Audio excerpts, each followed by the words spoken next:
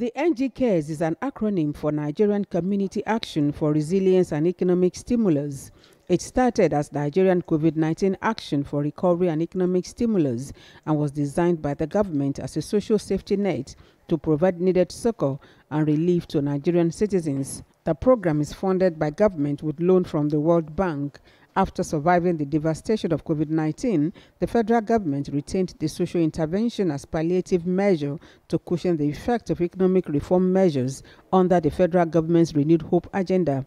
Among its objectives is to expand access to livelihood support and food security services, as well as grants for poor and vulnerable households and firms. I have a document that shows. The House Committee on Community and Social Development and NGCARES has just been set up in the House of Representatives to oversee the activities of the program.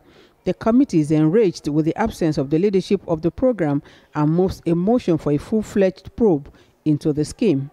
The House therefore resolves to carry out a full investigation of the activities of NGCARES 1 to determine why the huge resources provided by government through the states and the Federal Capital Territory have not resulted in adequate relief to Nigerian citizens. Those against say nay.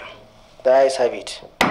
The motion is unanimously adopted. But we cannot say a word without going deep and investigate how far this money has been expended and what relief they provide to our rural communities. So the motion is timely. The committee goes into a brief executive session, after which it addresses parliamentary reporters. It challenges the leadership of the program to showcase individuals and groups that have benefited from it so far. Does the utilization of the fund create a now value for money?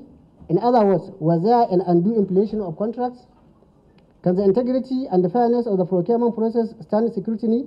In other words, did the contract procurement follow due process? The first 4-year phase of the program runs up in December, just as the fourth and the last tranche of $50 million has just been disbursed to states. And the legislators insist there is the need for accountability.